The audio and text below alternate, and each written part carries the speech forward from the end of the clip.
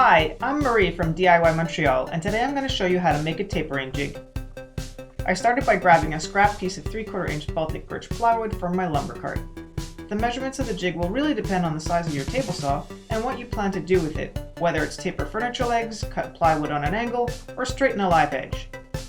I personally cut an 8-inch strip for the base and a 2-inch strip for the fence. You'll also need a small strip of hardwood that you'll need to cut down to an exact fit to your miter slot. I used a leftover strip of maple I had from some reclaimed floorboards, but almost any hardwood will do.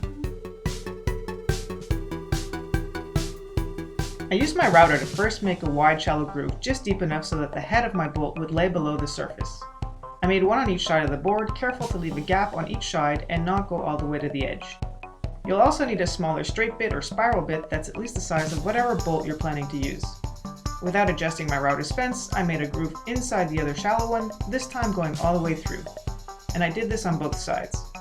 When you're done, your bolt should fit perfectly and slide within the newly created track.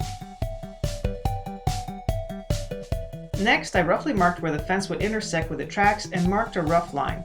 I then used the same spiral bit to make a slot all the way through.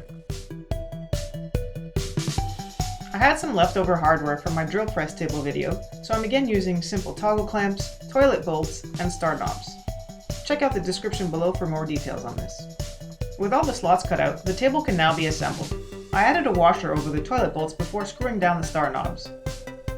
I marked out where I would install my toggle clamps, then made some pilot holes before screwing them down. I know this will seem obvious, but make sure your screws are short enough so they don't break through to the bottom piece. The last step is to attach the jig to the miter bar. I put down a few dimes in the miter slot first, just to raise up the hardwood slightly and make the glue up easier. I then applied just a few dabs of glue to the hardwood strip. You just need the wood to stick here, so don't overdo it and get glue all over your table saw or on the bottom of the jig. I added some weights on top and let it sit for about 30 minutes. I then drilled some pilot holes and countersunk them to hide all the screw heads and avoid splitting the wood. Then I did this. Ladies and gentlemen, this is why you should never use an impact driver for this step, and always screw it in by hand. Anyhow, so after fixing that, all that was left was to trim off the edge and create the zero clearance. The last small detail that I added was a metal stop. Note that this is more to make consistent cuts when you're tapering legs. It's the toggle clamps that are actually holding down the wood securely.